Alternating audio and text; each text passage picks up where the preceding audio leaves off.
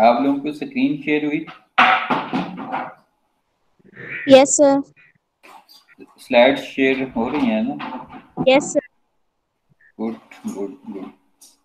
आज जो हमने शुरू करना है 52 स्लाइड से, वो यहाँ से हैं, यहाँ से, मतलब ये प्रोटी कह लेंगे, रेगुलेशन ऑफ प्रोटीन कह लेंगे। अच्छा, यहाँ से स्टार्ट करना है।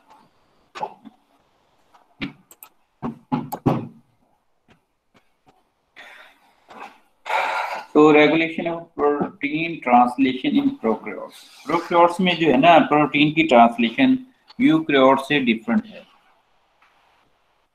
मतलब ये है कि उनका जो मैकेनिज्म है वो भी बड़ा सिंपल सा है। तो इनमें दो मेथड पाए जाते हैं। पहला है ये वाला ऑटो रेगुलेशन, ऑटोजीनस कंट्रोल। इसमें होता क्या है कि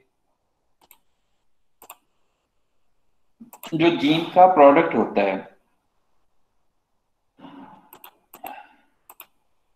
जो जीन का अपना प्रोडक्ट होता है, जब वो सिंथेसाइज हो जाता है तो मजीद उस प्रोडक्ट को रोकने के लिए खुद ही वो जाकर एमआरएनए को बाइंड कर देता है। अब एमआरएनए को स्टॉप कर देता है कि मजीद उसकी प्रोटीन ना बने। सपोज ये एक प्रोटीन है, ये वाली इन्होंने सर्कल फॉर्म में दिखाई है। जब ये प्रोटीन ऑलरेडी सेल में मौजूद है तो हमें और ज्यादा नहीं चाहिए, तो ये प्रोटीन के कुछ एक दो मॉलिक्यूल जाकर इस एमआरएनए के साथ अटैच हो जाएंगे कि अब प्रोटीन बनाना बंद कर दें, सेल के पास मौजूद है।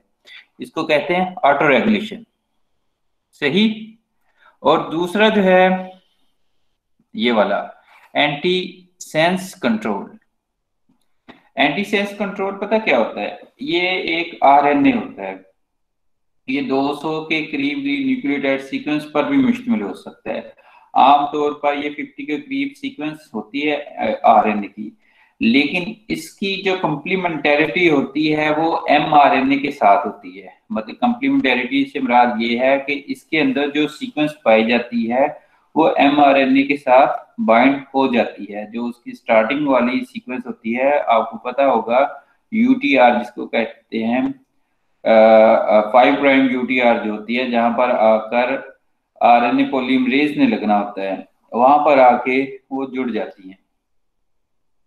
तो अब जब वो जुड़ जाती हैं तो आरएनए पॉलीमरेज तो फिर उसके साथ बाइंड नहीं हो सकता, इस वजह से उसकी ट्रांसलेशन नहीं होती। उस सीक्वेंस से को जो ये काम करता है वो कहलाती एंटी सेंस आरएनए। यहाँ पे लिखा है एंटी सेंस आरएनए कंट्रोल, वैसे होना चाहिए एंटी सेंस आरएनए कंट्रोल। मतलब ये एंटीसेंस आरएनए जो होता है, सिंपल इसको एएसआरएनए भी कहते हैं। ये कंप्लीमेंटेरिटी सीक्वेंस है। यहाँ पर अगर देखें, ये वाला एमआरएनए बना है, ये जो रेड कलर का है ये यूटीआर है। मतलब ये है कि जहां से ट्रांसलेशन एक्चुअल स्टार्ट होनी है, जहां कर आके राइबोसोम ने अटैच होना है, उससे पहले वाला पोर्शन जो है ना, मतलब यहाँ से रेड कलर जो है यहाँ लिखा हो स्टार्टेड रीजन, स्टार्टेड रीजन को कहते हैं यूटीआर।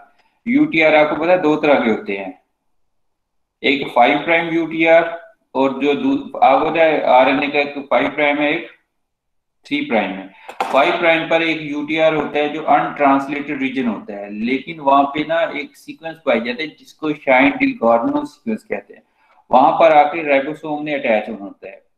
अब जो राइबोसोम की अटैचमेंट वाली जगह पर ये एंटीसेंस आरएनए अटैच हो जाता है, जिसकी वजह से वो साइट जो होती है वो ब्लॉक हो जाती है। अब उससे प्रोटीन बनना स्टॉप हो जाता है। इसको कहते हैं कि एंटीसेंस आरएनए कंट्रोल। इस बार दोनों की समझ आ गई? क्या है ऑटो रेगुलेशन? रेगुलेशन मतलब ऑटो रेगुलेशन ऑफ जीन, मतलब जीन की जीन जो है जिसने अपना प्रोडक्ट बनाने से रोकना है। कौन आ रहा है? अच्छा जी, एक जीन है जिसने अपना प्रोडक्ट बनाने से खुद को रोकना है, उसका अपनी ही प्रोटीन जाकर एमआरएनए से अटैच हो जाती है ताकि वो मजीद उसकी ट्रांसलेशन ना हो सके। लेकिन इसके अलावा जो है एक एंटीसेंस आरएनए पाया जाता है, जो एक शॉर्ट सीक्वेंस होता है जो कंप्लीमेंटेरिटी होता है यूटीआर रीजन से, जहां ऊपर आके राइबोसोम ने अटैच होना होता है, तो उसको आगे ट्रांसलेशन ही नहीं होने देता। ये होती है दो तरह की इसमें प्रोकैरियोट्स में यानी कि रेगुलेशन। और ये वाली एंटीसेंस आरएनए कंट्रोल जो है ना, ये यूकैरियोट्स में ही पाई जाती है। मतलब ये दोनों में होती है। दोनों से मुराद ये है, ये प्रोकैरियोट्स और यूकैरियोट्स दोनों में मौजूद है। अब अगला आ जाता है regulation of eukaryotic gene expression, activity of gene structure. आप इसको गौर से देखें, ये डीएनए है, मतलब क्रोमोसोम है, क्रोमोसोम से आगे ये डीएनए बना। अगर आप इन्होंने वैसे कंप्लीट दिया क्रोमोसोम को, हम जब देखते हैं तो हमारे पास क्रोमेटिड्स आता है। क्रोमेटिड्स का छोटा सा पोर्शन को जब हम देखते हैं तो इस तरह के सुपर कॉइल्ड येलो कलर का नजर आता है। सुपर कॉइल्ड का कुछ पोर्शन को पे फोकस करते हैं तो सोलिनॉइड स्प्रिंग सा बन जाता है। सोलिनॉइड्स के अंदर एक रिंग को देखते हैं तो हमको न्यूक्लियोसोम मिल जाते हैं। न्यूक्लियोसोम को जब ऑब्जर्व करते हैं वो डबल स्ट्रैंड डीएनए और हिस्टोन प्रोटीन का मजमुआ होता है, वो ये है।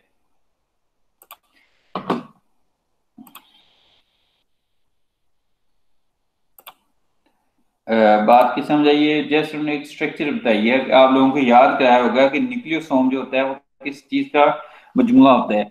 ये जो सेंटर में आपको पिंक कलर नजर आ रहा है, ये हिस्टोन प्रोटीन का ऑक्टामर होता है, और ये जो रेड कलर है ये डीएनए कहलाता है। ये दरमियान में दो न्यूक्लियोसोम के दरमियान में जो डीएनए होता है उसको लिंकर डीएनए कहते हैं। इस तरह ये वाला देखें कि डीएनए जो है वो रैप किया हुआ है हिस्टोन प्रोटीन के गिर्द। अब देखें कि जब भी किसी जीन ने ट्रांसक्राइब होना होता है तो उसका जो डबल स्ट्रैंड डीएनए होता है वो उसकी स्ट्रक्चर चेंज हो जाती है। स्ट्रक्चर चेंज हो जाती है, जो उसके न्यूक्लियोसोम्स होते हैं उसमें से हिस्टोन प्रोटीन उसको छोड़ देती है ताकि डबल स्ट्रैंड जो है वो लीनियर हो जाए। वैसे तो न्यूक्लियोसोम बना होता है एक स्प्रिंग सा हिस्टोन के गिर्द रैप होता है, हिस्टोन प्रोटीन उसमें से निकल जाती है या लूजली बॉन्ड कर देती है, जिसकी वजह से क्या होता है कि दोनों डबल स्ट्रैंड डीएनए जो होते हैं वो आजाद हो जाते हैं, एक दूसरे से सेपरेट भी हो जाते हैं। इस तरह जो डीएनए होती है उसकी स्ट्रक्चर चेंज हो जाती है। अब क्या होता है कि आरएनए पॉलीमरेज जो होता है वो मूव करना शुरू कर देता है। मूव करता है तो उसके सुपर हिलिक्स, मतलब अगर आप पिछली स्लाइड को देखें, ये वाले हिलिक्स है, ये वाला तो इस तरह घूम रहा है। हिलिक्स किसको कहते हैं? Spring side structure, positive. RNA polymerase के जो फ्रंट में रीजन होता है वो पॉजिटिव सुपर हिलिक्स होता है। आरएनए के पॉलीमरेज के जो बैक साइड पे होता है वो नेगेटिव होता है, मतलब एंटी क्लॉकवाइज या क्लॉकवाइज। जो क्लॉकवाइज होता है उसको हम पॉजिटिव सुपर हिलिक्स कहते हैं, और जो बैक साइड पे होता है वो एंटी क्लॉकवाइज होता है, इसलिए हम उसको नेगेटिव सुपर हिलिक्स कहते हैं।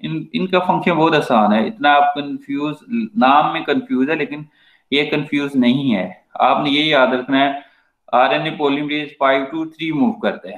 5 to 3 रिएक्शन में जितना भी सामने वाला पोर्शन होगा आरएनए पॉलीमरेज का, सारा का सारा पॉजिटिव सुपर हेलिक्स होगा, और जो बैक साइड पे होगा वो नेगेटिव सुपर हेलिक्स होगा।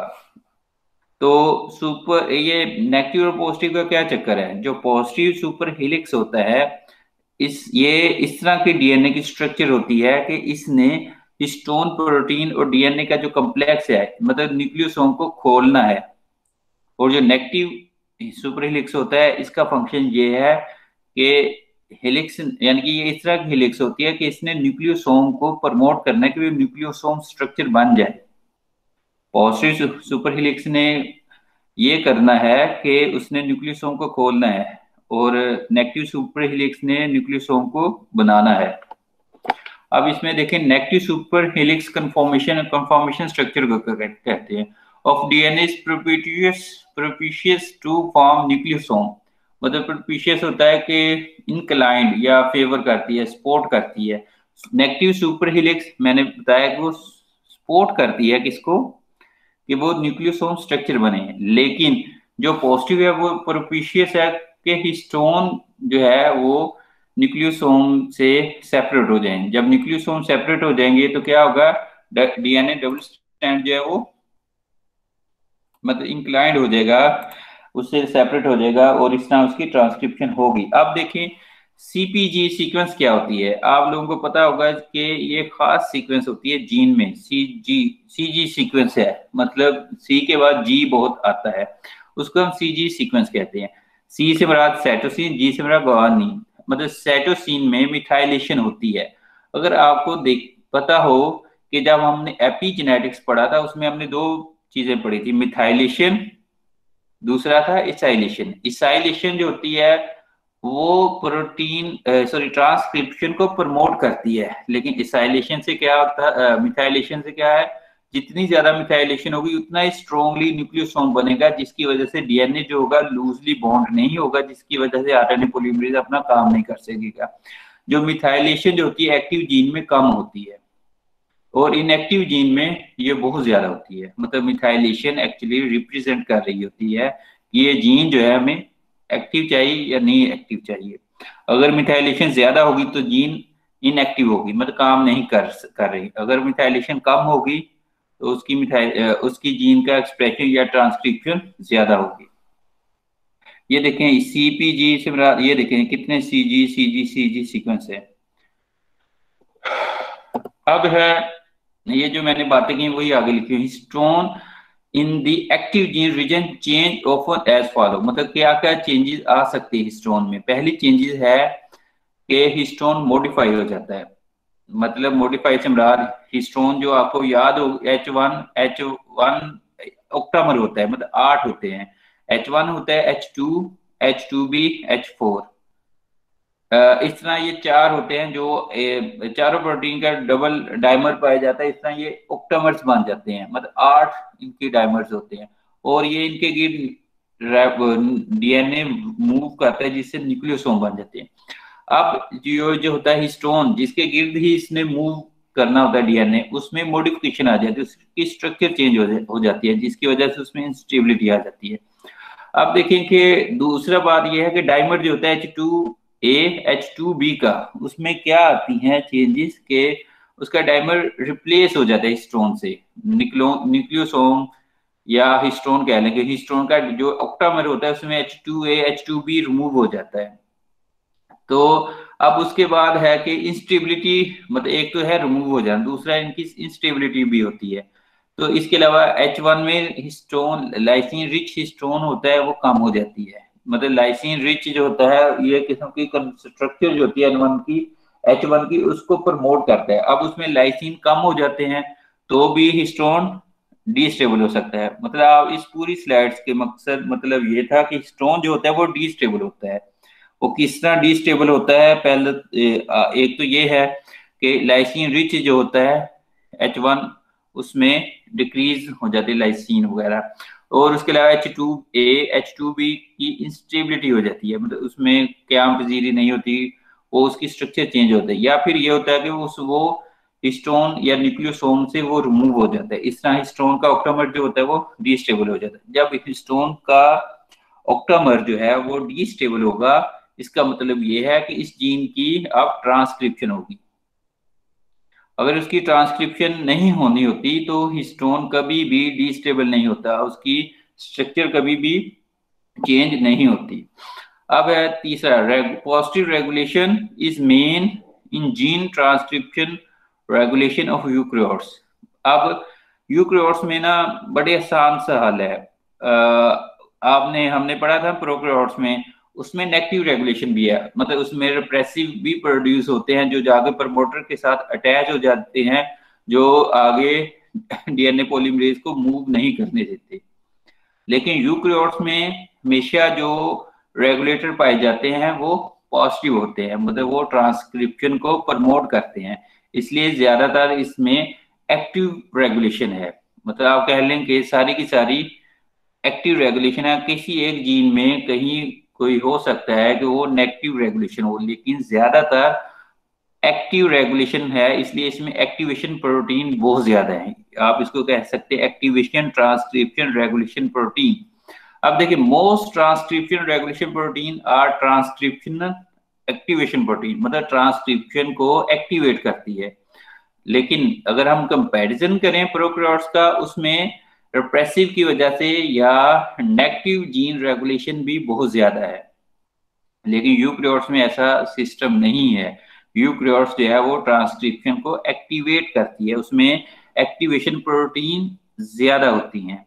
अब देखें कि इसमें जो एफिनिटी होती है आरएनए पॉलीमरेज की और प्रमोटर की, मतलब प्रमोटर रीजन जो होता है उसमें आरएनए पॉलीमरेज बड़ी स्पीड से, या आप कह लें कि जिस तरह उसमें आरएनए प्रोकैरियोट्स में हमने पढ़ा था प्रमोटर रीजन पे आरएनए पॉलीमरेज जो है वो जाके बाइंड होता है, उसमें सिग्मा फैक्टर होता है, वो रिकॉग्नाइज करता है और आरएनए पॉलीमरेज अपना इलोंगेशन वाला काम शुरू कर देता है। लेकिन इसमें एक चीज तो बड़ी पॉजिटिव है कि इसमें एक्टिवेशन प्रोटीन बहुत ज्यादा है, लेकिन दूसरी एस्पेक्ट इसमें जरा वीक है कि ये जो आरएनए पॉलीमरेज है ना, अगर अकेला आरएनए पॉलीमरेज होगा तो इसकी अट्रैक्शन प्रमोटर के साथ ना होने के बराबर है। तो अगर एक्टिवेशन प्रोटीन मौजूद ना हो तो कभी भी आरएनए पॉलीमरेज जाकर प्रमोटर से अटैच नहीं होगा। इसलिए इसके लिए बहुत ही जरूरी है कि वो एक्टिवेशन प्रोटीन लेकर आए। अब एक्टिवेशन प्रोटीन जो होती है वो प्रमोट करती है आरएनए पॉलीमरेज को प्रमोटर के साथ बाइंड करने के लिए।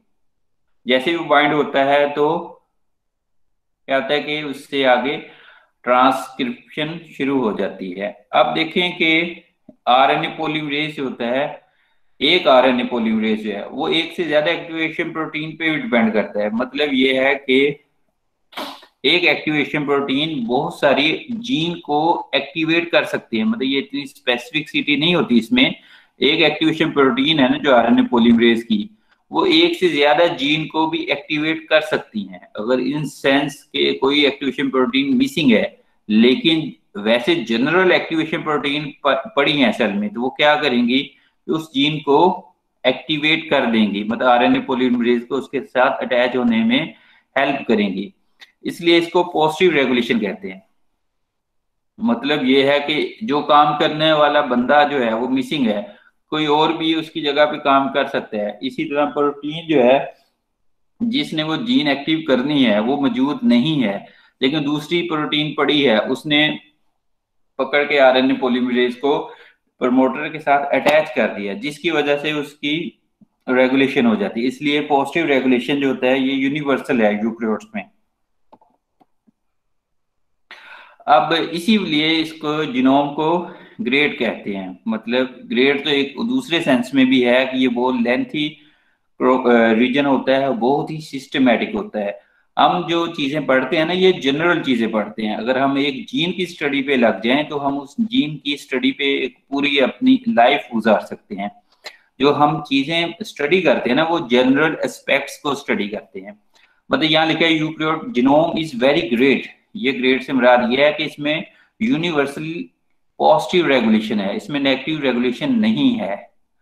तो एक अगर प्रोटीन नहीं है, मतलब एक्टिवेशन प्रोटीन मिसिंग है, तो दूसरी एक्टिवेशन प्रोटीन उस मिसिंग का काम कर देती है।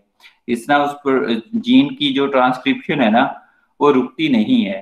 अब देखें कि सिस एक्टिंग एलिमेंट्स इसमें बहुत ज्यादा होते हैं। एक होता है ट्रांस एक्टिंग एलिमेंट्स, वो वाले के प्रमोटर रीजन है या उसका इनहांसर है या साइलेंसर है, वो जीन के साथ ही मौजूद होते हैं, इसलिए उनको सिस एक्टिंग कहा जाता है। अगर जीन के साथ मौजूद ना हो, किसी और जीन के साथ हो या किसी और जीन की बजाय दूसरे क्रोमोसोम पर भी हो सकते हैं, वहां पर हो तो हम उसको ट्रांस एक्टिंग एलिमेंट्स कहते हैं। जब वो दूर कहीं हो गए उस जीन के जो एक्टिंग एलिमेंट्स, तो क्या होगा, वो जीन इतनी फंक्शनल नहीं होगी। लेकिन ज्यादातर यूकैरियोट्स में सिस होती है, मतलब उसके प्रमोटर जो होता है इनहांसर और साइलेंसर जीन के साथ ही पाया जाता है, इसलिए उनकी एक्टिवेशन बहुत स्पीड से होती है। अब देखें कि many activation protein regulate A gene, therefore regulation efficiency is high. ये मैं पहले आपको बता चुका हूं कि बहुत सारी जीन जो है, बहुत सारी एक्टिवेशन प्रोटीन है एक ही जीन को एक्टिवेट कर सकती हैं, और एक activation protein regulate many gene, मतलब एक सिंगल जीन को बहुत सारी प्रोटीन जो है वो एक्टिवेट कर सकती हैं, और बहुत सारी प्रोटीन जो है सॉरी एक सिंगल जीन को बहुत सारी प्रोटीन जो है वो एक्टिवेट कर सकती हैं, और बहुत सारी जीन को एक सिंगल एक्टिवेशन प्रोटीन भी एक्टिवेट करती हैं, इसलिए इसको मोर इकोनॉमिकल कहते हैं। इस बात की समझ आई आप बच्चों? समझ आ रही है? सुन रहे हैं आप लोग? यस सर, सुन रहे हैं। अच्छा, समझ समझ। भी आ रही है? Yes sir. ओके, शुक्र है। अब देखें कि ये चीजें हैं कि आपको पता है ट्रांसक्रिप्शन जो है, एक मिनट ये मुझे बताएं, ये जो मैंने आपको बातें बताई इसका क्या मतलब है?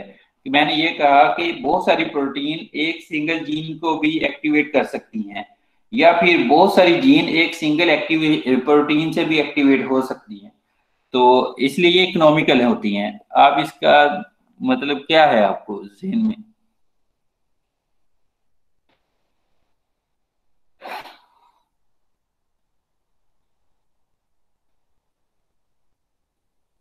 बच्चों, आर यू हियर? सर इसका मतलब यही होगा कि जो बहुत ज्यादा प्रोटीन्स हैं वो एक सिंगल जीन को एक्टिवेट कर सकते हैं। सर इसका मतलब यही होगा। हाँ, मतलब तो यही है। मैं असल में सांस ले रहा था, मैंने कहा अब उनसे क्वेश्चन भी पूछ लूं। आज हमसा जो है, उसने वो वाला फार्मूला तो नहीं लगाया? सर नहीं आज नहीं, फार्मूला सर नहीं आप लगा लोगों सर। को हमजा पता है आज कलम खुद एहतजाज हुआ है? हाजिर है। जी।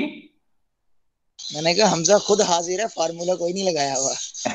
अच्छा, आज एहतजाज हुआ है, पता है आपको? जी प्रोटेस्ट जी हुआ है सर, यूनिवर्सिटी में। एहतजाज हुए। मेरे तो ऑलमोस्ट सभी स्टूडेंट्स वहाँ शामिल थे जो हमारे से एफएससी से पढ़ के गए हैं और बीएससी से। अच्छी अच्छा, रिपोर्टिंग तो कर रहे वहां थे। पर ना एक सबसे फनी आर्ग्यू पता क्या था, आर्गुमेंट? क्या? बाकी जो भी एहतजाज हुआ छोड़े, उसमें ये था कि हम पबजी खेलते हैं ऑनलाइन, तो क्या हमें उस बेस पे आर्मी में भर्ती कर सकते हैं? पॉइंट तो है सर। मुझे बच्चे के दलाइल बहुत अच्छा लगा। लेकिन खैर दलीलें कुछ और होती हैं, बंधन से जो चीज चलती है वो नहीं, डायरेक्ट ये बात होनी चाहिए थी। चलो खैर, यकीन। दलील दी स्टूडेंट्स ने, अच्छी दी। अच्छा देखिए, ट्रांसक्रिप्शन ट्रांसलेशन आपको पता है सेपरेट जगह पे होती है। प्रोकैरियोट्स में तो एक ही जगह पे होती है, क्योंकि उसमें कोई न्यूक्लियस नहीं होता, न्यूक्लियर रीजन होता है उसमें। ट्रांसक्रिप्शन होती है, आरएनए बनता है, साथ ही उसकी प्रोटीन बनना शुरू हो जाती है। लेकिन यूकैरियोट्स में ऐसा पॉसिबल नहीं है, क्योंकि ट्रांसक्रिप्शन न्यूक्लियस में होती है और ट्रांसलेशन उसकी साइटोप्लाज्म में होती है, राइबोसोम पर। इसलिए इसके दो डिफरेंट एरियाज होते हैं। तो इसलिए इसकी रेगुलेशन जो होती है ना, वो ट्रांसक्रिप्शन में बहुत ज्यादा कोशिश होती है कि इसको ट्रांसक्रिप्शन में ही काम कर लिया जाए, मतलब इसकी जो रेगुलेशन करनी है उसको ट्रांसक्रिप्शन लेवल पर ही करने तो अच्छा है। यानी कि ये प्रोन है, मतलब इंक्लाइंड, प्रोन मीन ये टेंडेंसी है, रुझान है कि उसको ट्रांसक्रिप्शन लेवल पर ही कंट्रोल किया जाए। अब देखें जो दूसरा है कि पोस्ट ट्रांसक्रिप्ट। अब ट्रांसक्रिप्शन पे तो हम उसको अगर रेगुलेट नहीं कर सके तो क्या होगा, अब ट्रांसक्रिप्शन के बाद आएगी पोस्ट ट्रांसक्रिप्शन, वहां पर भी हमने करनी है। अब जो पोस्ट ट्रांसक्रिप्शन है ना यूकैरियोट्स में, बहुत ज्यादा कॉम्प्लेक्स है और बहुत ज्यादा परफेक्ट है। मतलब जितनी कॉम्प्लेक्स है उतनी ही परफेक्ट है। आपको ये परफेक्ट मीन्स ये है, कॉम्प्लेक्स मीन ये है कि एक सिंगल एमआरएनए, उसके अंदर स्प्लाइसिंग इतनी हो जाती है एमआरएनए की कि हम जिस जीन का वो समझ रहे होते हैं उससे इतनी मल्टीपल प्रोटीन प्रोड्यूस हो जाती हैं कि हमें पता ही नहीं चलता कि इस एमआरएनए से बनी, इतनी उसकी स्प्लाइसिंग वैरायटी है। और अच्छा, परफेक्ट से मुराद ये है कि उस एमआरएनए की वहां पर भी ट्रांसलेशन रोक सकते हैं। इसलिए इसको कहते हैं links of gene expression regulation is increased. मतलब वहां पर जो इनका लिंक होता है जीन रेगुलेशन का, वो बहुत ज्यादा हो जाता है। मतलब ये है कि स्प्लाइसिंग के दौरान ही, मतलब एमआरएनए जो है वो प्रोटीन बनाए जा रहा है, लेकिन उस एमआरएनए की इस तरह की स्प्लाइसिंग हो जाए, अब वो न्यू प्रोटीन ऐसी बनाए जो जाकर उसकी ट्रांसक्रिप्शन को, ट्रांसलेशन को आपकी रोक दे। वॉइस आ रही। मेरी आवाज नहीं आ रही? सर आ रही है आवाज आपकी। आप ना जो भी है स्पीकर थोड़ा सा ना लोड कर लें बच्चों। अब है regulation of transcription for R N A pol 1 and R N A pol 3। अब आपको पता है जो रेगुलर ट्रांसक्रिप्शन होती है वो आर एन ए पोल 2 से होती है। आरएनए पोल से मेरा पोलीमरेज, आरएनए पोलीमरेज 1 जो है और आरएनए पोलीमरेज 3 जो है ये आमतौर पर आरएनए की ट्रांसक्रिप्शन करते हैं, मतलब ऐसे जीन की ट्रांसक्रिप्शन करते हैं जो आरएनए ही रहते हैं। सर क्लियर नहीं आ रही वॉइस आपकी। अल्लाह खैर, अब मैं तो बहुत बोल रहा हूँ। सर क्लियर है आपकी वॉइस। अच्छा, ये मुझे अब तो स्क्रीन मैंने स्लाइड शेयर की, मुझे नहीं पता कौन कौन बोल रहा है। अच्छा चलो, मैं अब कोशिश कर रहा हूँ कि आवाज से, नेटवर्क कनेक्शन का इशू होगा, आवाज आपकी क्लियर है, नेटवर्क कनेक्शन का इशू होगा, हाँ इसलिए ये उन्हें भी हो ही सकता है। क्लियर सुनी जा रही है। अच्छा चलें, मैं कह रहा हूँ कि आरएनए पॉलीमरेज 1 जो है और आरएनए पॉलीमरेज 3 जो है, ये ज्यादातर मोर देन 80% ये वो वाली जीन की ट्रांसक्रिप्शन करते हैं जिन्होंने आगे प्रोटीन नहीं बनानी होती। मतलब इनके जो ट्रांसक्रिप्ट होते हैं वो आरएनए ही रह जाते हैं और ये एमआरएनए नहीं बनाते। मतलब टीआरएनए हो सकता है, आपको पता है टीआरएनए का काम प्रोटीन में कन्वर्ट नहीं होना नहीं है, बल्कि उसने पूरे सेल में घूमकर अमीनो एसिड को अटैच करके लेके आना है। अब राइबोसोमल आरएनए का काम भी प्रोटीन बनना नहीं है, बल्कि उसका पर्पस जो है वो प्रोटीन बनाना है। वो क्या करता है, आरएनए प्रोटीन के साथ मिलकर राइबोसोम बना देते हैं। जो राइबोसोम जो होते हैं आगे वो प्रोटीन की आरएनए की ट्रांसलेशन में यूज हो जाते हैं। इसलिए आरएनए पॉलीमरेज 1, आरएनए पॉलीमरेज 3 का जो पर्पस है वो क्या है, आरएनए सिंथेसाइज करना। मतलब ये कह लें कि उसने रेगुलेशन में करना है। जैसे हाउस कीपिंग जीन होती है, हाउस कीपिंग जीन क्या होती है, वो वाली जीन जिन्होंने सेल की बेसिक मशीनरी को कंट्रोल करना है। मतलब वो वाली हाउस कीपिंग जीन होती है जिनसे आरएनए पॉलीमरेज ने बनना है, डीएनए पॉलीमरेज ने बनना है, ट्रांसक्रिप्शन फैक्टर ने बनना है, या टर्मिनेशन फैक्टर ने बनना है, या उसका जो कॉम्प्लेक्स होता है। मतलब ये सारी इसी तरह की प्रोटीन्स होती हैं। अब जो दूसरा होता है जो आरएनए पॉलीमरेज 2 कहलाता है उसका, अच्छा इसको देखें कि ये लिखा है डीएनए आरएनए पॉलीमरेज 1। ये तो ये आरडीएन से मुराद ये है कि ये वो वाला डीएनए है जो सिर्फ आरएनए बनाता है, मतलब राइबोसोमल आरएनए बनाता है। अब देखें कि इसका अपस्ट्रीम रीजन जो है, अपस्ट्रीम ये है, अपस्ट्रीम रीजन को माइनस में शो किया जाता है। अब यहां से ये सारे कंट्रोल एलिमेंट्स हैं, ठीक है, और इसने कहां पर बाइंड होना है, ये प्रमोटर रीजन है येलो में, और यहाँ पर यहाँ ऑपरेटर होगा। प्रमोटर के साथ आरएनए पॉलीमरेज 2 ने पॉलीमरेज 1 ने अटैच होना है और इसकी आगे सीक्वेंस जो है वो ट्रांसक्राइब करके आरएनए बना देना। अब आरएनए जो है ये देखें ये बन गया है इस तरह का, और इसका आगे कहीं भी वो यूज नहीं होता, मतलब सिवाय इसके कि इसने राइबोसोम बनाना है। इससे कभी भी प्रोटीन नहीं बन सकती क्योंकि इसमें शाइन डिल गार्नो सीक्वेंस नहीं होती। शाइन डिल गार्नो सीक्वेंस वो होती है जिसने आगे ट्रांसलेशन में मदद देनी है। मतलब वहां पर शाइन डिल गार्नो सीक्वेंस वो होती है जहां पर आके राइबोसोम अटैच होते हैं। अब चूंकि ये खुद आरएनए है, इसने राइबोसोम बनाना होता है, इसमें वो सीक्वेंस ही नहीं होती, इसलिए इसके आगे ट्रांसलेशन नहीं होती। यहां तक समझ आई? अच्छा, अब है DNA RNA polymerase 3। RNA polymerase 3 भी मतलब आरएनए पॉलीमरेज 1 जो था वो आरडीएनए बना रहा था, ये टीडीएनए बना रहा है।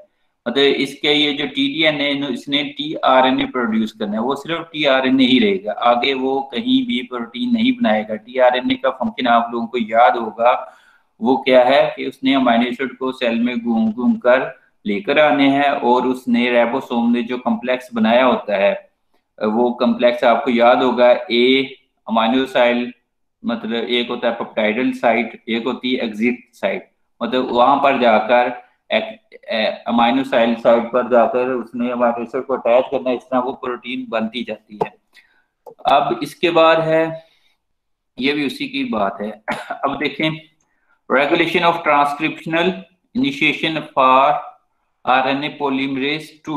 अब RNA polymerase 2 actual RNA polymerase होता है जिसको हम नॉर्मली अगर कहें ना आरएनए पॉलीमरेज, तो वो RNA पॉलीमरेज 2 होता है। अब इस RNA पॉलीमरेज 2 का फंक्शन ये है कि इसने ऐसी जीन की ट्रांसक्रिप्शन करनी है जिसकी आगे प्रोटीन बननी है। बात की समझ आई?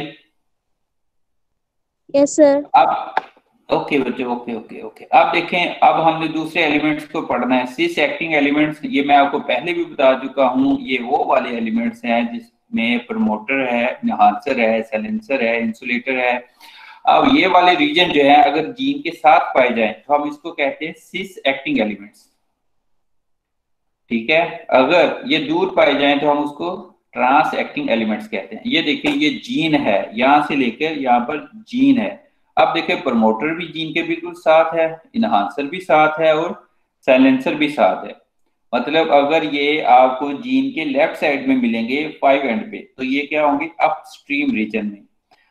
अब देखिए, साइलेंसर है, इनहांसर है, ये डाउन स्ट्रीम में पाए जाते हैं, लेकिन ये सारे के सारे इकट्ठे पाए जाते हैं, मतलब जीन के करीब करीब पाए जाते हैं, इसलिए हम इनको कहते हैं सिस एक्टिंग एलिमेंट्स ऑफ जीन, और या ट्रांसक्रिप्शन या रेगुलेशन ऑफ जीन।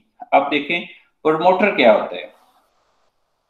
प्रमोटर जो होता है बेसिकली वो साइट होती है जहां पर आके RNA पॉलीमरेज ने बाइंड होना होता है, मतलब ये बाइंडिंग साइट है, और कहीं भी RNA पॉलीमरेज बाइंड नहीं हो सकता, ठीक है। लेकिन RNA पॉलीमरेज जो जहां बाइंड होना होता है वो एक स्पेसिफिक सीक्वेंस होती है जिसको टाटा बॉक्स कहते हैं। अब जो टाटा बॉक्स होता है वो प्रमोटर का रीजन है, मतलब वो पूरा प्रमोटर नहीं है बल्कि एक प्रमोटर का खास रीजन है जो TA पर मुश्तमिल होता है, उसको हम उस कंसेंसस सीक्वेंस को टाटा बॉक्स कहते हैं। अब टाटा बॉक्स जो है वो रीजन है जहां पर सिग्मा फैक्टर होता है जो RNA पॉलीमरेज का, उसने टाटा बॉक्स को रिकॉग्नाइज करना है, रिकॉग्नाइज करके आवाज देनी है RNA पॉलीमरेज को कि आ जाओ, हमें मिल गया है प्रमोटर, यहाँ पर हमने बाइंड होना है। वो वहां पर बाइंड हो जाता है। जैसे ही बाइंड होता है तो सिग्मा फैक्टर उससे रिलीज हो जाता है। सिग्मा फैक्टर का काम सिर्फ यही है कि उसने रिकॉग्नाइज करना है। अब ये जो फंक्शनल लिखा हुआ, length of every functional elements in promoter is about 7 to 20 base pair, मतलब इतनी फंक्शनल होती है, लेकिन इसकी सीक्वेंस बहुत ज्यादा होती है। अब ये वाली जो फंक्शनल सीक्वेंस होती है इसमें टाटा बॉक्स पाया जाता है। Promoter sequence of different gene is little different, is a little different. ये जो लिटिल डिफरेंस है ना, मतलब ये है कि TA पाया जाता है, कहीं पे TA फिर A फिर T पाया जाता है, मतलब ये है कि ज्यादातर TA होता है, इसलिए इसको हम कंसेंसस सीक्वेंस कहते हैं। मतलब ये एक कंजर्व सीक्वेंस होती है जो जिसमें कहीं भी चेंजेस ना आए, लेकिन अगर जहां पर चेंजेस आ जाए, और मोस्ट कॉमनली वो जो DNA की सीक्वेंस पाई जाए उसको हम कंसेंसस सीक्वेंस कहते हैं। बात की समझ आई? कंसेंसस सीक्वेंस क्या है कि हमने अगर 100 जीन में देखा है और हमें ये मालूम हुआ है कि ज्यादातर में ये वाली सीक्वेंस पाई गई है TA, तो हम कहेंगे बाकियों में भी यही है, लेकिन माइनर उसमें वेरिएशन आ गई है, लेकिन है वो यही, तो हम उस रीजन को कंसेंसस कह रहे थे। अगर 100% सिमिलर हो तो हम उसको कहते हैं कंजर्व। बात की समझ आई? Yes yes sir. ओके बच्चों, फिर इसके बाद टाटा बॉक्स जो होता है, इस box is most basic and important functional elements in promoter. ये मैं आपको बता चुका हूं क्योंकि इसको रिकॉग्नाइज करता है सिग्मा फैक्टर। तो ये लिखा है consensus sequence of TATA box is a TA, ये ऐसे भी हो सकता है TA, मतलब कुछ भी हो सकता है, लेकिन जो कंसेंसस सीक्वेंस है वो ज्यादातर TA है। तो ये लोकेटिंग कहाँ भी होता है कि consensus sequence of TATA is locating in 25-30, मतलब माइनस में है तो ये अपस्ट्रीम रीजन में होगी, मतलब ये जीन स्टार्ट होने से पहले 25 या 30 बेस रीजन में ये पाया जाता है।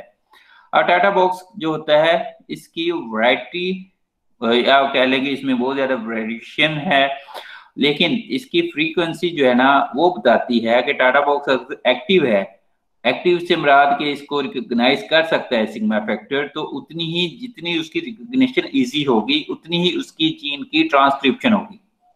तो आपको पता है फ्रीक्वेंसी को हम कैसे डिफाइन करते हैं? किसी भी चीज की फ्रीक्वेंसी होती ये है कि 1 मिनट में वो कितनी बार हो सकती है, उसको हम फ्रीक्वेंसी कहते हैं।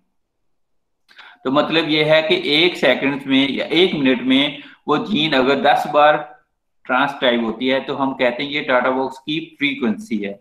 अगर एक बार होती है तो हम कहते हैं कि ये उसकी एक एक फ्रीक्वेंसी है। अब जो टाटा बॉक्स के अलावा भी कुछ रीजन पाए जाते हैं प्रमोटर में, वो जीसी रिच होते हैं। मतलब जीसी जिस तरह टाटा बॉक्स है, इसके अलावा भी रीजन पाए जाते हैं जो जीसी बॉक्स कहलाते हैं, या इवन कैट बॉक्स भी पाए जाते हैं।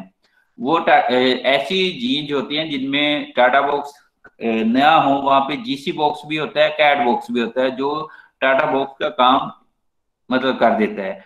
अब ये जो टाटा बॉक्स अगर ना हो, जीसी बॉक्स कैट बॉक्स हो, तो ये उससे भी पहले पाए जाते हैं। ये होते प्रमोटर में है, लेकिन जीसी बॉक्स पहले पाया जाता है, फिर कैट बॉक्स पाया जाता है, फिर उसके बाद टाटा बॉक्स पाया जाता है। लेकिन अगर टाटा बॉक्स एब्सेंट होंगे तो ये ज्यादातर एब्सेंट होता है हाउस कीपिंग जीन में। हाउस कीपिंग जीन आपको पता ही है वो कौन सी जीन होती हैं, जो सेल को बेसिक मशीनरी को रेगुलेट करने में इस्तेमाल होती हैं। तो अब जिनमें टाटा बॉक्स नहीं होता, उनमें क्या होता है कि जीसी रिच रीजन को रिकॉग्नाइज करके उसकी ट्रांसक्रिप्शन हो जाती है। तो ये मतलब मैं आपको पहले बता चुका हूँ, टाटा बॉक्स आमतौर पर हाउस कीपिंग जीन में एब्सेंट होता है।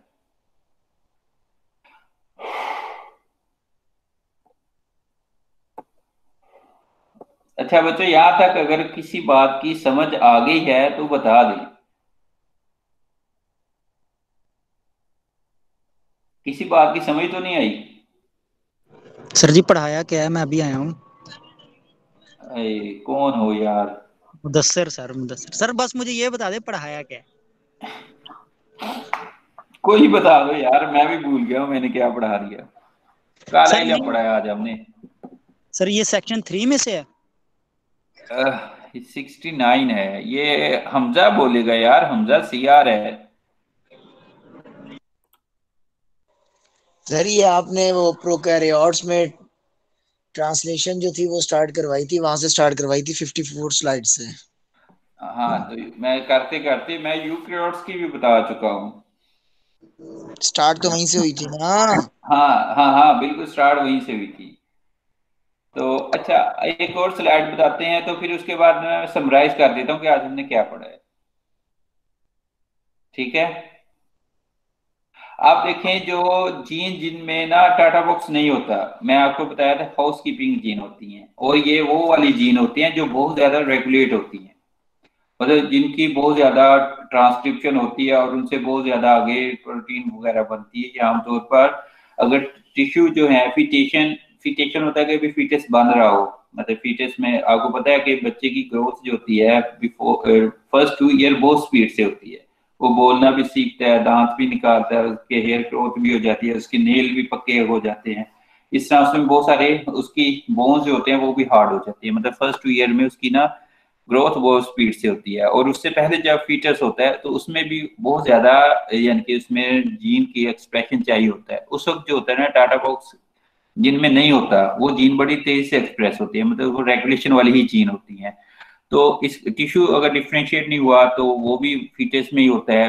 टिश्यू डैमेज रिपेयरिंग वहां पर होती है। मतलब ये आप कह लें कि ये वो वाली जीन है जिन्होंने ट्रांसक्रिप्शन करनी होती है अर्ली स्टेज में या बेसिक सेल्स में, तो ये वहां पे होती हैं। इनहांसर चलो हम कल पढ़ते हैं। अच्छा, आज हमने जो पढ़ा है ना उसको मैं अगर समराइज करूं तो मैंने शुरू किया था कि प्रोकैरियोट्स में जीन की जो रेगुलेशन होती है वो 2 तरीकों से कंट्रोल की जा सकती है ट्रांसलेशन को।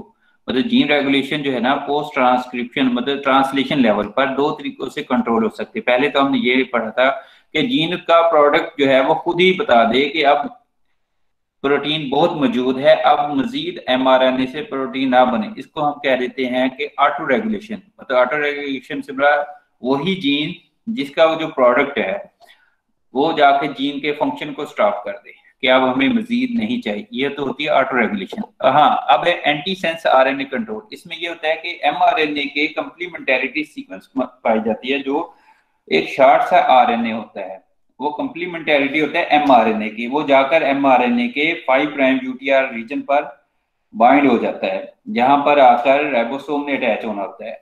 जब वो राइबोसोमल स्पेस जो है वो ब्लॉक हो जाती है तो मजीद उसकी ट्रांसलेशन नहीं होती, इसलिए उसकी मजीद प्रोटीन नहीं बनती। तो ये तो है एंटीसेंस। मतलब एंटीसेंस से मुराद ये है कि ये आरएनए जो है ये प्रोटीन खुद तो नहीं बनाता, लेकिन आगे जो एमआरएनए होता है उसको भी नहीं बना देता। मतलब ये जैसे आपने बचपन में, बल्कि अभी भी आप देखते होंगे, ना खेलना है ना खेलने देना है, ये वो वाला होता है। मतलब ये खुद खेल सकता नहीं है, लेकिन इसने एमआरएनए को भी खेलने नहीं देना। मतलब एंटीसेंस आरएनए से प्रोटीन नहीं बनती, लेकिन इसके पास ये सलाहियत है कि एमआरएनए के साथ ये बाइंड हो सकता है, क्योंकि इसकी सीक्वेंस उससे कंप्लीमेंटेरिटी होती है, इसलिए इसको एंटीसेंस आरएनए कंट्रोल कहते हैं। अब देखें कि प्रोकैरियोट्स वाली वहां खत्म हो गई थी, अब शुरू हुई थी यूकैरियोट्स वाली। अब देखें यूकैरियोट्स को पहले रिकॉल किया कि उसमें होता क्या है। ये देखें, ये क्रोमोसोम है। क्रोमोसोम को मजीद हम फोकस करें तो क्रोमेटिड्स पे आ जाता है, क्रोमेटिड्स पे फोकस करें तो सुपर क्वाड रीजन आ जाता है जो येलो कलर में है, और उसका छोटा सा पोर्शन फोकस करें तो सोलिनॉइड सीक्वेंस आता है। अब सोलिनॉइड को मजीद रेजोलेट करें, उसको करीब से देखें तो हमें न्यूक्लियोसोम नजर आ जाते हैं। जो न्यूक्लियोसोम होता है वो आपको पता है डीएनए और प्रोटीन का मजमूआ होता है। अब न्यूक्लियोसोम को मजीद देखते हैं तो वो डबल स्ट्रैंड डीएनए होता है प्लस हिस्टोन प्रोटीन होती है। ये उसने रिकॉल करके आपको अब बताया है कि जब आरएनए पॉलीमरेज जो होता है अटैच होना होता है जीन के साथ, जिस जीन की ट्रांसक्रिप्शन होनी होती है उसकी जो स्ट्रक्चर होती है वो चेंज हो जाती है। उसमें जो सुपर हेलिक्स होते हैं वो दो तरह के हो जाते हैं, पॉजिटिव और नेगेटिव। आरएनए पॉलीमरेज जहां अटैच हुआ उसके फ्रंट वाली रीजन, मतलब थर्ड रीजन, जो थर्ड प्राइम रीजन जहां से आरएनए पॉलीमरेज ने मूव करना शुरू करना, उससे अगली वाली साइड जो है वो पॉजिटिव सुपर हेलिक्स है। पॉजिटिव सुपर हेलिक्स जो होती है वो क्या होती है, उसका काम ये है कि उसने न्यूक्लियोसोम को तोड़ देना। जो उसकी बैक साइड पे होती है उसका काम ये होता है कि उसने उसको सुपर हेलिक्स को कहना है कि न्यूक्लियोसोम बना दो। मतलब ये है कि पॉजिटिव से मुराद ये है कि उसने डीएनए को हिस्टोन से निकालना है और न्यूक्लियोसोम को तोड़ना है। अब नेगेटिव सुपर हेलिक्स से मुराद ये है कि उसने हिस्टोन को बनाना है, डीएनए को हिस्टोन डीएनए को हिस्टोन के साथ जोड़कर पूरी न्यूक्लियोसोम बनाना है। तो ये बात अंडरस्टूड है। जब न्यूक्लियोसोम नहीं होगा, डबल स्ट्रैंड डीएनए होगा, तो आसानी से उसकी ट्रांसक्रिप्शन हो जाएगी। मतलब प्रोटीन की ट्रांसक्रिप्शन के लिए जरूरी होता है कि वो प्रोटीन से अलग होकर सीधी हो जाए, लीनियर हो जाए, ताकि वो डबल स्ट्रैंड से सिंगल स्ट्रैंड हो जाए। तो पॉजिटिव सुपर हेलिक्स वाली साइड पे न्यूक्लियोसोम टूटता जाता है। अब देखें कि यहाँ पर मैंने आपको बताया था कि नेगेटिव साइड जो है वो प्रमोट करती है। इसके अलावा भी मिथाइलेशन जो होती है, आपको याद होगा मैंने आज फिर बताया था, एपिजेनेटिक्स में दो तरह की मॉडिफिकेशन होती है, एसाइलेशन वाली, दूसरी है मिथाइलेशन वाली। जो मिथाइलेशन है ना, ये एमआरएनए में जीन में सी और जी वाली रीजन में ना साइटोसिन के ऊपर मिथाइलेशन हो जाती है। जब मिथाइलेशन होती है तो जीन इनएक्टिव हो जाती है, लेकिन यूकैरियोट्स में जिस जीन ने एक्टिव होना होता है वहां पर मिथाइलेशन ना होने के बराबर होती है। अगर मिथाइलेशन नहीं है मतलब जीन वो एक्टिव है। अब देखें कि हिस्टोन जो है, अब हिस्टोन को भी डिस्टेबल करना था। अब जीन ने अगर एक्टिव होना है तो उसने ये कोशिश करनी है कि जो हिस्टोन की कंपैक्ट स्ट्रक्चर है ना टूटने वाली, उस स्ट्रक्चर में चेंजेस आए। उसकी स्ट्रक्चर हिस्टोन को मॉडिफाई किया जाता है ताकि वो जो उसकी स्टेबिलिटी है वो खत्म हो जाए, वो टूट फूट जाए। उसके लिए ये हो सकता है कि उसमें H2A H2B जो है वो रिप्लेस हो जाए। अगर वो रिप्लेस नहीं हो सकते तो उनमें इंस्टेबिलिटी प्रोड्यूस हो जाए, मतलब वो सही तरह से उसकी स्ट्रक्चर ना रहे। या फिर ये होता है H1 में लाइसिन रिच रीजन होता है, उसको कम कर दिया जाता है, जिससे उसकी हिस्टोन की स्ट्रक्चर जो होती है वो डिस्टेबल हो जाती है। अब पॉजिटिव रेगुलेशन में ये सारे फैक्टर होते हैं। मतलब अब एक और बात पाई जाती है, बहुत मतलब आप कह लें नेचुरली यूकैरियोट्स में नेगेटिव रेगुलेशन वाली प्रोटीन पाई नहीं जाती, मतलब रिप्रेसर बहुत कम होते हैं। प्रोकैरियोट्स में रिप्रेसर होते हैं, लेकिन यूकैरियोट्स में क्या है, वो रिप्रेसर नहीं होते, मतलब रेगुलेशन को रोकने वाले एलिमेंट्स कम होते हैं लेकिन रेगुलेशन को प्रमोट करने वाले एलिमेंट्स बहुत ज्यादा होते हैं यूकैरियोट्स में। लेकिन इसमें एक ड्रॉबैक है, वो ये वाला कि जो आरएनए पॉलीमरेज है वो प्रमोटर के साथ बाइंड नहीं करता इतनी स्ट्रॉन्ग के साथ जितना प्रोकैरियोट्स में होता है। और आरएनए पॉलीमरेज को प्रमोटर के साथ बॉन्ड बनाने के लिए बहुत सारी एक्टिवेशन प्रोटीन चाहिए, और इसलिए यूकैरियोट्स में बहुत ज्यादा एक्टिवेशन प्रोटीन्स होती हैं। और एक्टिवेशन प्रोटीन जो होती हैं वो इतनी स्पेसिफिक नहीं होती। वो अगर एक एक्टिवेशन प्रोटीन जीन की एब्सेंट है तो उसकी जगह पर कोई और एक्टिवेशन प्रोटीन काम करके उसको एक्टिवेट कर देती है। अब देखें कि इसमें यूकैरियोट्स में ये भी है कि सिस एक्टिंग एलिमेंट्स साथ ही पाए जाते हैं। जब सिस एक्टिंग एलिमेंट्स पाए जाते हैं इसका मतलब ये है कि उसकी एक्टिवेशन प्रोटीन और जीन जो है इनमें आपस में स्ट्रॉन्ग इंटरेक्शन है, बहुत मजबूत इंटरेक्शन है, जिसकी वजह से उसकी रेगुलेशन बहुत ज्यादा हो जाती है। अब इसके ये जो बातें मैं अभी बताई हैं कि बहुत सारी एक्टिवेशन प्रोटीन एक जीन को भी रेगुलेट कर सकती हैं, या बहुत सारी जीन एक सिंगल प्रोटीन से भी एक्टिवेट हो सकती हैं। अब है ट्रांसक्रिप्शन और ट्रांसलेशन जो है यूकैरियोट्स में सेपरेटेड रीजन में होते हैं, और लेकिन प्रोकैरियोट्स में ये साथ ही होते हैं क्योंकि उसमें न्यूक्लियस नहीं होता। अब पोस्ट ट्रांसलेशन जो है ना ये यूकैरियोट्स में बहुत ज्यादा कम्प्लेक्स है, मतलब हम समझ नहीं सकते, लेकिन कम्प्लेक्स होने के साथ साथ ये परफेक्ट भी है। तो इनमें मतलब ये है परफेक्शन भी है और कॉम्प्लेक्शन भी है। अब आता है आरएनए पॉलीमरेज 1 और आरएनए पॉलीमरेज 3 का फंक्शन। आरएनए पॉलीमरेज 1 और आरएनए पॉलीमरेज 3 वो वाली जीन की ट्रांसक्रिप्शन करते हैं जिनसे प्रोटीन नहीं बनती, बल्कि उससे जो आरएनए बनता है वो आरएनए होता है, मतलब राइबोसोमल आरएनए होता है या ट्रांसफर आरएनए होता है। ये वाला जो आरएनए होता है ये आगे ट्रांसलेशन वाली साइड्स मशीनरी में काम करता है, या मतलब टीआरएनए हो सकता है तो आरएनए अमीनो एसिड को लेके आएगा, अगर आरएनए होगा तो वो राइबोसोम बना देगा ताकि एमआरएनए से आगे वो प्रोटीन को बना सके। मतलब मोर देन 80% वो आरएनए प्रोटीन्स होती हैं। ये देखें आरडीएनए वो वाला रीजन होता है जो आरएनए बनाता है, टीडीएनए वो वाला रीजन होता है जो ट्रांसफर आरएनए बनाता है। अब regulation of transcription initiation for RNA polymerase 2, जब हम जिक्र करते हैं आरएनए पॉलीमरेज 2 का या आरएनए पॉलीमरेज का, जब हम आरएनए पॉलीमरेज कहते हैं ना तो एक्चुअली वो आरएनए पॉलीमरेज 2 होता है। आरएनए पॉलीमरेज वो वाला आरएनए पॉलीमरेज है जिसने वो वाली जीन की ट्रांसक्रिप्शन करनी है जिनसे आगे प्रोटीन ने बनना है। अब है सिस एक्टिंग एलिमेंट्स, ये मैं आपको पहले ही बता चुका हूं कि जो जीन के करीब हों प्रमोटर इनहांसर उसको हम कहते हैं सिस एक्टिंग एलिमेंट्स, अगर दूर हो तो हम उसको ट्रांस कहते हैं। ये उसकी एग्जांपल है सिस एक्टिंग एलिमेंट्स की। देखें ये जीन है, इसके करीब करीब ही साइलेंसर है, इनहांसर है, प्रमोटर है और मतलब साइलेंसर कुछ है। अब है प्रमोटर में बताया एक टाटा बॉक्स होता है, ये प्रमोटर वो रीजन होता है जहां पर आके आरएनए पॉलीमरेज ने बाइंड होना होता है। अगर प्रमोटर ना होगा तो आरएनए पॉलीमरेज कहीं भी बाइंड नहीं होगा, जिसकी वजह से आरएनए पॉलीमरेज अपनी ट्रांसक्रिप्शन नहीं कर सकता। तो आगे मैंने यहाँ थोड़ा सा ज्यादा बताया था, मैं थक गया हूँ, मैं बताना नहीं चाह रहा। अब रिकॉल करें कि क्या बताया था मैंने। सर आपने ओपेरॉन मॉडल बताया था। अच्छा एक मिनट, मैं सर की कॉल सुन लूं। अस्सलाम वालेकुम सर। सर मैं एक क्लास एमएस की ना खत्म कर लूँ, जस्ट 2 स्लाइड्स हैं, बस 2 स्लाइड्स हैं, मैं खत्म कर लूँ एमएस की क्लास सर। चलो ठीक है सर, मैं ओके। बच्चों इस तरह है कि एक शॉर्ट सी मीटिंग है, तो मेरा ख्याल है मैं बता चुका हूँ, ये जस्ट रिवीजन थी। तो अब आप लोगों की क्लासेस जो हैं वो ऑनलाइन ही सॉरी पेपर जो है वो ऑनलाइन ही होंगे, लेकिन मैं आप मुझसे वादा करें कि आपने ये चीजें जुबानी याद करनी है, चाहे देख के लिख लें, मुझे उससे कोई एतराज नहीं है, लेकिन ये चीजें याद करनी है आप लोगों sir okay operon sir. Model सुना दूं मैं आपको? जी। ओपेरॉन मॉडल सुना दूं सर, जो आगे यानी कि आपने बताना था अभी जो बताया आपने? नहीं नहीं, मुझे बस आपकी ईमानदारी पे भी है सर। नहीं इंशाल्लाह सर तैयार करेंगे। हाँ बच्चों, ये आपका ही इसमें फायदा है। सर आप यकीन करें मैंने 100 की 100 स्लाइड्स जो है हार्ड कॉपी में कन्वर्ट करवा ली है। वाह, ग्रेट, गुड, मैंने भी सही। सर पढ़ने के चले लिए फिर सर मुझे निकालो। तो इसमें से रिमूव करने की कोई जरूरत नहीं है।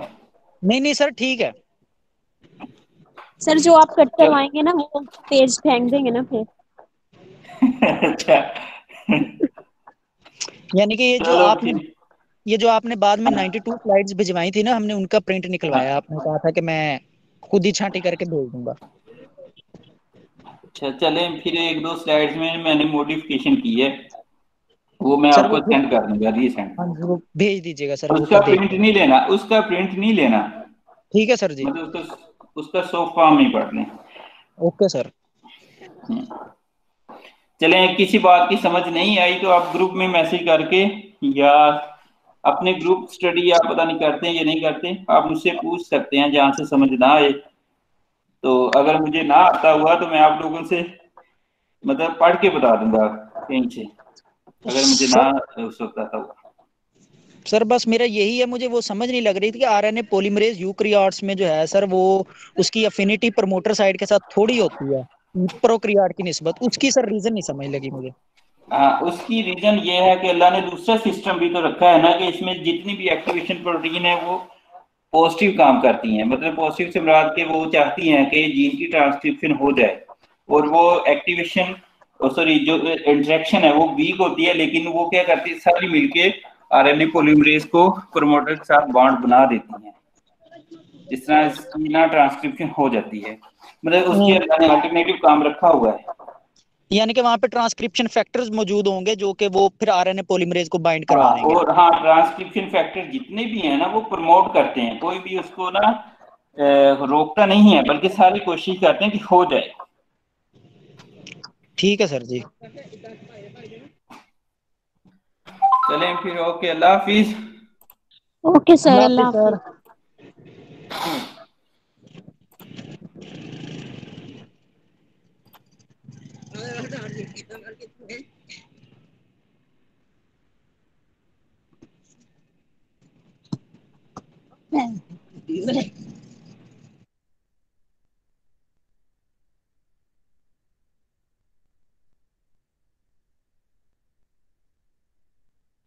और भाई पेपर ऑनलाइन होने। Hello class.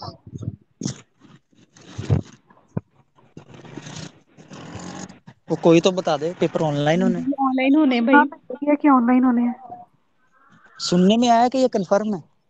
आज ही सुनने में आया कि ऑनलाइन होने हैं, लेकिन लैब्स तो वो फिजिकल ले रहे हैं। आप पता नहीं पेपर्स का क्या करते हैं। ये ना हो कि हमें जो है वो यूनिवर्सिटी में आके कहें जी ये कंप्यूटर लैब है, इसमें जो है आप बैठ के ऑनलाइन दें। नहीं, वो जिस क्लास की मैं लैब लेती हूँ ना, उनके वो एचओडी ने मुझे कॉल करके कहा कि आपने लैब इनकी फिजिकल लेनी है, थ्योरी तो मे भी ऑनलाइन हो जाए। अगर अच्छा लैब फिजिकल हो सकती है तो फिर पेपर का कोई पता नहीं है। शायद देखें क्या बनता फिर। लेकिन ये जो नोटिस आया हुआ है ये तो इस्लामिया का है मेरे ख्याल में, ग्रुप में जो भेजा। जिसमें वो लिखा हुआ है कि बच्चों की रिक्वायरमेंट की वजह से कि वो ऑनलाइन देना चाहते हैं, ये फिजिकल वो वाला। हाँ जी हाँ जी। मैंने देखा नहीं है वैसे किसका है। वो तो हमारी यूनिवर्सिटी का है। अच्छा, यानी कि हम्म, अब चांसेस हैं थोड़े बहुत के ऑनलाइन हो जाएगा सिस्टम। हाँ, चांसेस हैं। चलें, अल्लाह खैर करे। मुदस्सिर भाई एक सवाल है, जवाब दे देंगे उसका? जी जी पूछे पूछे, दो पूछे। हाँ जी, ये सवाल साइलेंसर और रिप्रेसर में क्या डिफरेंस है? ये तो मुझे साइलेंसर बहुत जो है कंफ्यूज कर रहा है। ना, रिप्रेसर आप देखें ओपेरॉन मॉडल जो होता है ना, ओपेरॉन होता है प्रोकैरियोट्स में, और यूकैरियोट्स में जो है हम्म, वो ओपेरॉन नहीं होता। यूकैरियोट्स में 6 एक्टिंग एलिमेंट्स जो है वो मौजूद होते हैं। यानी कि सर अभी बात करके हटे हैं कि हमारा मतलब रिप्रेसर जो होता है। यूकेरियोट्स में रिप्रेसर हो गई नहीं? हाँ जी, यूकैरियोट्स में रिप्रेसर नहीं होते। रिप्रेसर जो होते हैं ये होते हैं प्रोकैरियोट्स में। प्रोकैरियोट्स में क्या होता है एक्चुअली कि जो रेगुलेटरी प्रोटीन होता है ना, जिसको हम आई से डिनोट करते हैं इनहिबिटरी प्रोटीन का सर की स्लाइड में जो वो नाम लिखा हुआ है, वो इनहिबिटरी हाँ प्रोटीन जो सर। मैसेंजर आरएनए पैदा करता है, मैसेंजर आरएनए से जो रिप्रेसर जो है वो पैदा होता है, वो रिप्रेसर जो है वो ऑपरेटर साइड पे जाके अटैच होगा तो रिएक्शन जो है वो प्रोसीड नहीं होगा। जबकि ये जो साइलेंसर, इनहांसर और इंसुलेटर्स होते हैं, ये जो है ये प्रमोटिंग फैक्टर्स हैं। इन्होंने जो है प्रमोट करवाना होता है किसको, जो है यानी कि यूकैरियोट्स की ट्रांसक्रिप्शन को। फर्क है दोनों में। साइलेंसर जीन को साइलेंस नहीं कर देता कि नहीं वो नहीं नहीं एक्सप्रेस ही ना हो? नहीं, इस चीज पे नहीं जाना आपने कि साइलेंस जो है वो साइलेंस, ये प्रमोटिंग फैक्टर्स हैं। साइलेंसर है, इनहांसर है और इंसुलेटर है, इसके अलावा एक एक फैक्टर और भी है, लेकिन सर ने जो है वो मेजरली जब साइलेंसर और इनहांसर को जो है वो किया हुआ है। ये प्रमोटिंग फैक्टर्स हैं, ये रिप्रेस नहीं करेंगे।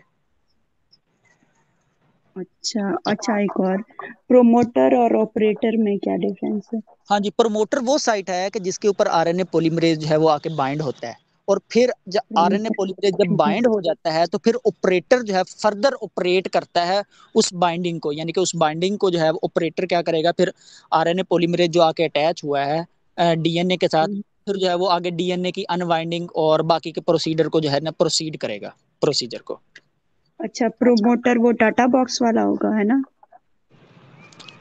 हाँ जी हाँ जी, प्रमोटर सर ने साइट टाटा बॉक्स बताया वही है ना? दो प्रमोटर साइट्स होती हैं प्रोक्रियार्ड्स में। -10 पे होती है टाटा TAT और यस, -35 पे होती है GAT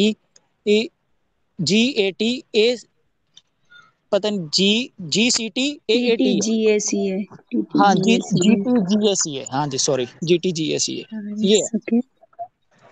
अच्छा, यानी प्रोमोटर और ऑपरेटर जो है वो दोनों होंगे एक ही जीन में। प्रोमोटर जो है वो बाइंडिंग साइट होगी, वहां पे आरएनए पॉलीमरेज अटैच होगा और फिर जो है ऑपरेटर उसको आगे ऑपरेट करेगा, है ना? हाँ जी हाँ जी, फिर आरएनए पॉलीमरेज जो है वो एडिशन करेगा। आरएनए पॉलीमरेज जो है वो क्या कहते हैं कि अटैच होता है दोनों केसेस में, लेकिन क्या होता है कि पहले ऑपरेटर साइड पर रिप्रेसर लगा होता है, और रिप्रेसर जो है वो ऑपरेटर को काम नहीं करने देता, फर्दर जो है वो ऑपरेट नहीं करने देता, तो वो ऑपरेटर अच्छा, जी। ये नोट्स में स्लाइड नंबर 20 है, आपने पढ़ी है इसको? स्लाइड का नाम बताएं। यही स्लाइड नंबर 20 है, ऑपरेटर के बारे में डायग्राम बनी हुई है। इनहिबिटर जीन है, वही आई जीन रीजन, फिर रिप्रेसर है। ये लैक ओपेरोन का ये स्ट्रक्चर है ना, ये ओपेरोन का स्ट्रक्चर है। आपके पास टाइम होगा सिर्फ 5 मिनट, मुझे ये 20 स्लाइड नंबर 20 समझा दें। सर को मैं जल्दी थी, नहीं क्या तो मैं कहते सर को हैं, बोलने वाली थी। मैं इस टाइम ना, मैं नहीं, मैं आप समझा देता हूँ, लेकिन मुझे आप 5 मिनट दे, मैं घर पहुंच जाऊँ, मैं बाइक पे हूँ। जी जी, जरूर, चलें चलें, मैं ठीक है, थैंक यू घर वेरी मच। जाके ना आपको कॉल करता हूँ। जी ठीक है, व्हाट्सएप पे मुझे कॉल कर लीजिएगा। ओके ठीक है, ओके जी, अल्लाह हाफिज। थैंक यू, अल्लाह हाफिज।